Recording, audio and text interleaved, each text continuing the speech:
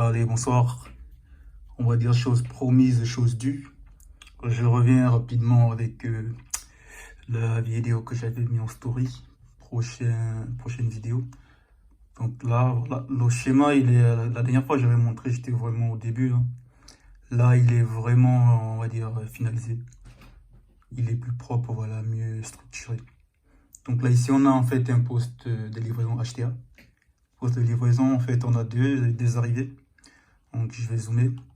On a ces deux arrivées 20 kg qui sont livrés par le distributeur. Donc, on va dire ici en France, le distributeur c'est Enedis. Enedis en fait va gérer en fait toute la HTA, c'est Enedis. Donc, la HTB, c'est-à-dire au-delà de 50, on va dire 50 000 volts en alternatif, ou on va dire 75 000 volts en continu. Ça, c'est RTE qui s'en occupe. Donc, tout ce qui est en deçà de 50 000 volts AC, dans 50 kg en AC et 75 kg en DC, ça c'est Enedis. Par contre, au-dessus, c'est RTE.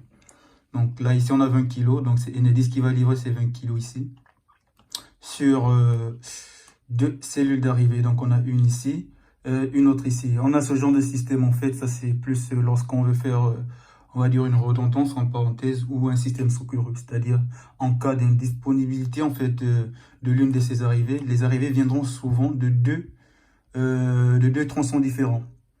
Donc lui il va arriver, il sera totalement autonome de celui-ci. Donc en cas d'indisponibilité de l'un ou de l'autre, voilà, celui-là il va prendre le relais ou celui-là. Donc on a ces deux cellules en fait. Donc c'est des cellules en fait 24 kg. Généralement c'est des cellules Schneider électriques. Il faut savoir que Schneider ils sont vraiment spécialisés en fait dans cette partie en fait HTA, BT. Par contre lorsqu'on va entrer dans des zones un peu plus élevées, on va aller à General Electric, comme moi j'ai travaillé à General Electric. Donc on va aller sur des disjoncteurs vraiment avec des tensions allant jusqu'à, on va dire même 800 kg. 800 kV. Et les 800 kV, on va les retrouver où? On va les retrouver par exemple au Canada, où eux, ils ont des lignes qui vont jusqu'à 775 kV. Vraiment les lignes de transport qui vont jusqu'à 775 000 volts. En France, on est limité à 400 000. Eux, ils vont plus haut. Et donc, ils auront des pylônes plus élevés pour ces transports.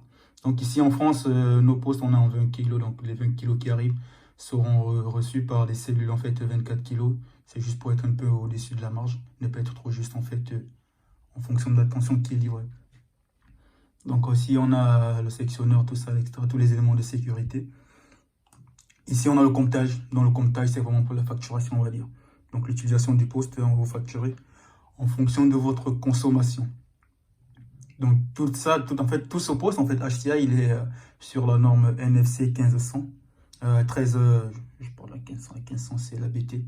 Donc la 1300, c'est vraiment la HTA. Donc c'est vraiment tout ce poste, il est basé sur cette norme. Donc pour vraiment comprendre ce poste de manière détaillée, il suffira juste d'aller lire cette norme qui pourra mieux vous en dire. Et on a ici la cellule en fait de départ pour la protection en fait du transport qui est juste en fait en aval ici. Et on a un transformateur qui est en 20 kg, qui va sortir du 400. Là, on arrive maintenant sur, on va dire, nous autres, c'est-à-dire nos domestiques, triphasés, etc. Donc, on va aller sur du 400 et 230, en fait, en phase et neutre. Donc, ici, on ressort le neutre, en fait, c'est pour pouvoir récupérer, en fait, notre tension qu'on charge le téléphone chez nous, parce qu'en fait, les ménages sont généralement en monophasé. Donc 400, 230, bon j'aurais dû mettre 230 juste en bas, mais bon c'est pas important. Donc ici en fait on rentre, lorsqu'on sort vraiment du poste en fait de livraison, on change complètement de réglementation. C'est maintenant la NFC, ah j'ai mis 1300, c'est la 1500, attends pour moi, attends je vais changer. Tac,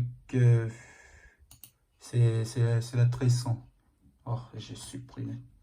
Hop, je reviens. Hop, je vais modifier. Donc là, je vais mettre la NFC.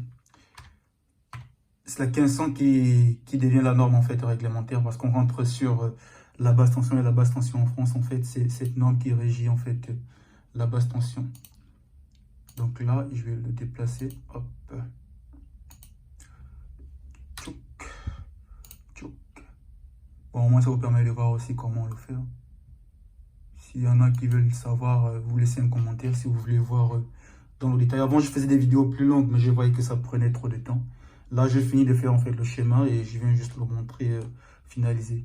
Mais s'il y en a qui n'arrivent pas à reproduire la même chose et qui ont besoin en fait que je leur montre, que je porte dans le détail comme je faisais avant avec Kaneko, etc. Ça aussi c'est possible. Mais la vidéo sera plus longue, 30 minutes. Je trouvais ça un peu lourd en fait pour mettre déjà sur YouTube, etc. Donc voilà, le voilà un post de manière vraiment claire. Et là on a tout en fait, c'est l'arrivée, le comptage et la protection. Ici on a les TC. Donc ça c'est pour mesurer également, ça c'est vraiment pour la facturation. Donc le TC de comptage sera, on va dire, en 5 ampères à la partie secondaire. Et ici on sera entre 1 et 5 ampères en fait sur ce TC de protection en fait. Donc ici on a le relais de protection, ici on a le châssis de comptage. Là c'est vraiment un post, quand vous allez entrer dans un post HTA, c'est vraiment tous ces éléments en fait que vous allez trouver. Allez, c'était un peu ça. Un peu speed parce qu'il y a le match France-Maroc tout à l'heure, du coup je ne vais pas trop traîner. Allez, à plus.